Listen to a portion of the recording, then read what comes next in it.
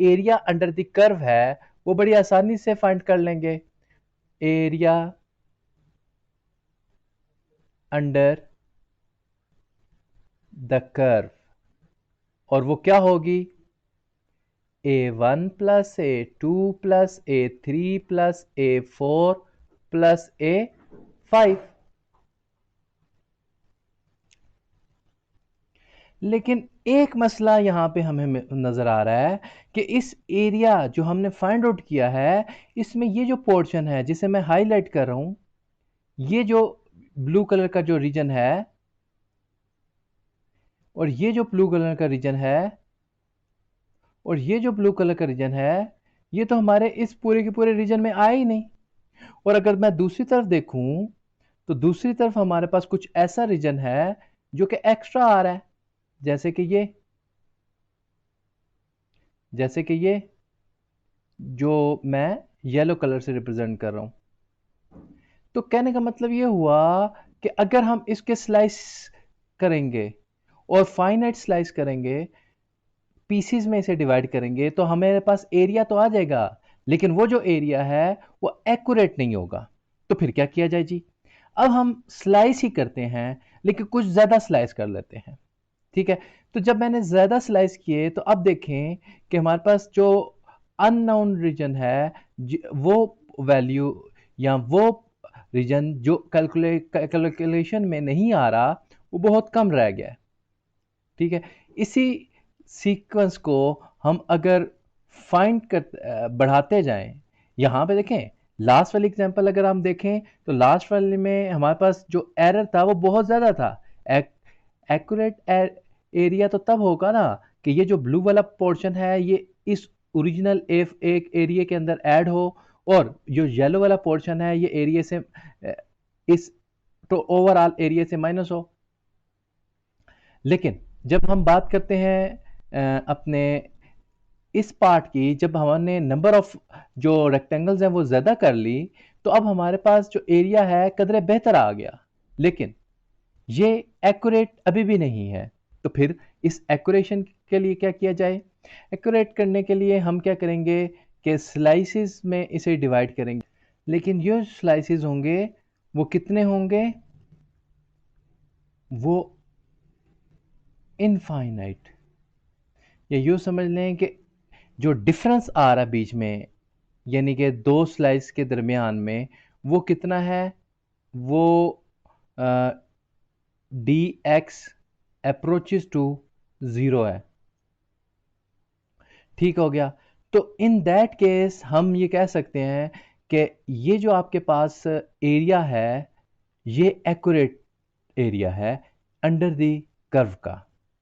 अब क्वेश्चन ये पैदा होता है कि पहले हमारे पास जब फाइनाइट रेक्टेंगल थे तो उनके लिए तो हम बड़ी आसानी से समेशन यूज कर लेते थे, यानी कि summation of a i where i is equal to yes 0 to n, that is called an sum और एरिया अंडर द कर्व। लेकिन जब हमारे पास इनफाइनाइट आ गया तो इनफाइनाइट का मतलब क्या है? या ये समझ लें कि दो रेक्टेंगल्स के दरमियान जो डिफरेंस है, दो वैल्यूज के दरमियान जो डिफरेंस है वो कितना है? अप्रोचेस टू जीरो है। तो इसका मतलब क्या हो गया कि हम समेशन नोटेशन नहीं यूज कर सकते, क्योंकि यहाँ पे अब इनफाइनाइट रेक्टेंगल्स आ चुके हैं। तो इनफाइनाइट रेक्टेंगल्स के लिए हम जो कॉन्सेप्ट यूज करेंगे वो करेंगे इंटीग्रेशन का। जैसे समेशन जो है वो हमारे पास फाइनाइट सम को कैलकुलेट करके देता है, या डिस्क्रीट ऑब्जेक्ट के सम को फाइंड आउट करता है। इसी तरीके से इंटीग्रेशन जो है वो हमारे पास इनफाइनाइट या कॉन्टिन्यूस ऑब्जेक्ट जो होते हैं उनको फाइंड आउट करके देता है। लेकिन इस तरीके से जो हमें सम अप करना पड़ेगा वो बहुत ज़्यादा चीज़ों को सम अप करना पड़ेगा, तो इसीलिए हम ये कहते हैं कि हम इंटीग्रेशन का सहारा लेंगे ना।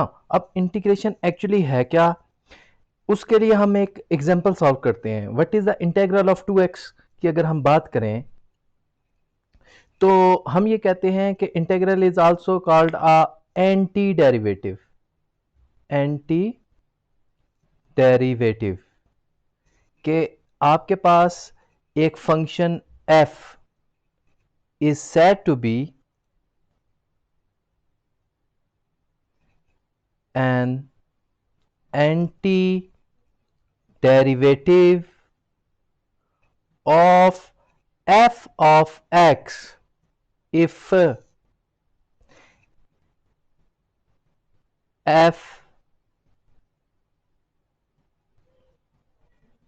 prime of x is equal to small f of x। तो हम एंटी डेरिवेटिव के बारे में ये जानते हैं कि एंटी डेरिवेटिव एक फंक्शन है कैपिटल एफ, ऐसा फंक्शन है कि अगर हम इस एफ का डेरिवेटिव लें तो वो स्मॉल एफ के इक्वल आ जाए। ठीक है, मिसाल के तौर पे इस एग्जांपल को अगर आप देखें तो मैं ये कहता हूं कि 2x का जो एंटी डेरिवेटिव है वो एक्स स्क्वायर है। क्यों? क्योंकि अगर एक्स स्क्वायर का डेरिवेटिव लूंगा तो वो किसके इक्वल आ जाएगा? 2x के। इसी तरीके से हम कह सकते हैं कि जो एंटी डेरिवेटिव होता है वो ऑपोजिट होता है डेरिवेटिव का। तो अब नेक्स्ट हम बात करते हैं इंटीग्रेशन के नोटेशन के हवाले से कि इंटीग्रेशन का जो नोटेशन है वो क्या है। देखें, इंटीग्रेशन जैसे हमने डेरिवेटिव का एक स्पेसिफिक नोटेशन देखा था कि डेरिवेटिव के लिए हम d/dx जो है ये नोटेशन यूज करते थे, और लिमिट के लिए हम limit x approaches to a या x approaches to b use करते थे। इसी तरीके से इंटीग्रल का जो नोटेशन है वो स्टाइलिश s टाइप का एक होता है। ठीक है, जो इस तरीके का है। ठीक है, इसके अंदर हमारे पास होता क्या है, दो फंक्शंस होते हैं एक्चुअली, या दो चीज़ें होती हैं, या दो मेजरमेंट्स होते हैं, या दो क्वांटिटीज़ होती हैं। एक हमारे पास फंक्शन होता है जिसका हमने इंटीग्रेशन लेना है, और उसके साथ उसकी विड्थ मल्टीप्लाई होती है, या जिसे हम ये कहते हैं कि स्लाइसेस अलोंग एक्स। अगर 2x हमारे पास फंक्शन है तो dx उसकी विड्थ है जिसे हम स्लाइसेस बोलते हैं अलोंग x। तो ये तीनों चीज़ें मिलके हमारे पास जो आंसर देंगी वो क्या देंगी, x square plus c. Now the question is why c? ये सी क्यों?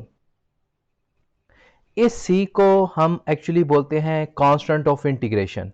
ठीक है, अब ये कांस्टेंट ऑफ इंटीग्रेशन हम क्यों यूज करते हैं? क्योंकि आपके पास इंटीग्रेशन क्या है, हमने पिछले लेक्चर्स के अंदर, पिछले स्लाइड्स के अंदर डिस्कस किया कि इंटीग्रेशन एक्चुअली आपको एरिया अंडर द कर्व देगा। ठीक है ना? तो अब दूसरी एक और चीज हमने पढ़ी कि इंटीग्रेशन जो होता है वो एंटी डेरिवेटिव भी होता है। किसका? किसी भी फंक्शन का एंटी डेरिवेटिव भी होता है। तो अगर ये एंटी डेरिवेटिव है तो क्या मतलब हुआ कि एक फंक्शन मैं कंसीडर कर रहा हूं। अभी मैं असल में आपको ये जस्टिफाई करने की कोशिश कर रहा हूं कि हम सी क्यों लगाते हैं। ठीक है, एक मेरे पास फंक्शन है which is equal to x square. ये एंटी डेरिवेटिव है किसका? स्मॉल एफ ऑफ एक्स का, which is equal to 2x। Why? Because f prime of x is equal to 2x which is equal to f of x। इसके अलावा interesting चीज देखिएगा, इसके अलावा अगर मैं बात करता हूं कि आपके पास एक और फंक्शन है which is equal to g x square plus 79, तो it is also anti derivative of f of x। Why? Because g prime of x क्या होगा, विच इज इक्वल टू 2x, और वो किसके इक्वल है? f ऑफ x के equal है। It's mean कि आपके पास एक ही फंक्शन था f ऑफ x 2x जिसके दो एंटी डेरिवेटिव आ गए। अब एंटी डेरिवेटिव क्या होते हैं? एरिया होते हैं। इसका मतलब ये हुआ कि आपने ये देखा कि एक ही फंक्शन के यानी एक ही रीजन के दो एरिया आ गए। हाउ इज इट पॉसिबल कि आप एक रूम में रात को सोए तो उस रूम की डायमेंशन 10 बाय 10 स्क्वायर फीट हो, लेकिन सुबह जब जागें तो उसकी रूम की जो डायमेंशन है वो 12 बाय 12 स्क्वायर फीट हो जाए। ऐसा तो पॉसिबल नहीं है। तो इस वजह से हम ये कहते हैं कि ये ऐसा हुआ क्यों? क्या एक ही फंक्शन के more than one anti derivative हैं? नहीं, ऐसी बात नहीं है। एक्चुअली हुआ ये कि जब हम इस एंटी डेरिवेटिव का डेरिवेटिव ले रहे थे तो उसमें कुछ पोर्शन था, कांस्टेंट पोर्शन, वो ऑटोमेटिकली डेरिवेटिव लेने से जीरो हो गया। तो ये तो हमेशा हुआ करेगा। तो इस कांस्टेंट की कमी को पूरा करने के लिए हम हमेशा जब भी इंटीग्रेशन का साइन खत्म किया करेंगे तो एक constant of integration C add कर दिया करेंगे, ताकि ये कंफ्यूजन खत्म हो जाए कि किसी एक ही फंक्शन के एक से ज्यादा एंटी डेरिवेटिव होते हैं।